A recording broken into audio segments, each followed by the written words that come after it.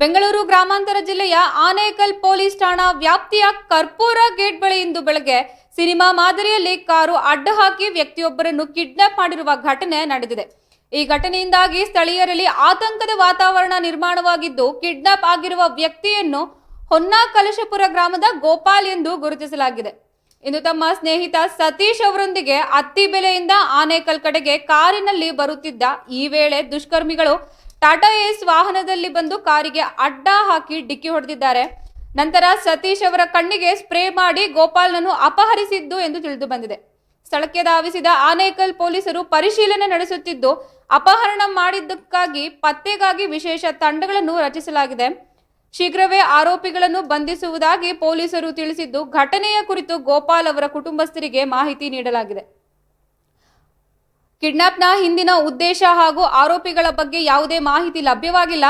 ಪೊಲೀಸರು ವಿವಿಧ ಆಯಾಮಗಳಲ್ಲಿ ತನಿಖೆ ನಡೆಸುತ್ತಿದ್ದು ಮತ್ತು ಶೀಘ್ರದಲ್ಲೇ ಈ ಕುರಿತು ಹೆಚ್ಚಿನ ಮಾಹಿತಿಗಳನ್ನು ಬಹಿರಂಗಪಡಿಸುವುದಾಗಿ ತಿಳಿಸಿದ್ದಾರೆ. ಭಾಗದ ಜನರಲ್ಲಿ ಭೀತಿ ಹುಟ್ಟಿಸಿದ್ದು ಮತ್ತು ಪೊಲೀಸ್ ಕೂಡಲೇ ಕ್ರಮ ಕೈಗೊಳ್ಳಬೇಕೆಂದು ಸಾರ್ವಜನಿಕರು ಆಗ್ರಹಿಸಿದ್ದಾರೆ. 5:30 ಆಗಿತ್ತು. 5:30 ಆಗಿರೋದು ಇದು, ನೈಟು ಅಲ್ಲ, 5:30 ಎಷ್ಟು ಜನ ಇಲ್ಲ. ನಾವು ಅವರು ಕಿಡ್ನಾಪ್ ಮಾಡ್ತಾರ ಗೊತ್ತಿಲ್ಲ. ಇವರು ಜೊತೆನಲ್ಲಿದ್ದವ್ರು ಪ್ರೇ ಮಾಡಿಬಿಟ್ಟಿದ್ದಾರೆ. ನಮ್ಮಳಿಯ ನಮಗೆ ಫೋನಿಗೆ ಸಿಗ್ತಾ ಇಲ್ಲ. ಫೋನ್ಗಳು ಕಾರಲ್ಲೇ ಇದೆ, ಕಾರಿಗೆ ಟಚ್ ಮಾಡಿದ್ದಾರೆ, ಕಾರ್ ಹೊಡೆದಿದ್ದಾರೆ. ಅವ್ರು ಏನಾದರೂ ಕೇಳಕ್ಕಿಳಿದಾಗ ಇವ್ರು ನೇತಾಕೊಂಡಿರೋದು. ಹಿಂದೆಯಿಂದನೂ ಬಂದು ಟಚ್ ಮಾಡಿದ್ದಾರೆ, ಸೈಡಲ್ಲೂ ಮಾಡಿ. ಒಬ್ಬರು ಮಾತ್ರ ಇವರು ಮನೆ ಆಪೋಸಿಟ್ ಅವರೇ, ಒಬ್ಬರು ಆವತ್ತಿನಿಂದನೂ ವೈಷಮಿ ಬಾಬು ಅಂತ. ಅದು ಇರ್ತಲ್ಲ ಹಳ್ಳಿನಲ್ಲಿ, ಏನು ವಿಚಾರ ಅನ್ನೋದು ನಮ್ಗೆ ಗೊತ್ತಿಲ್ಲ.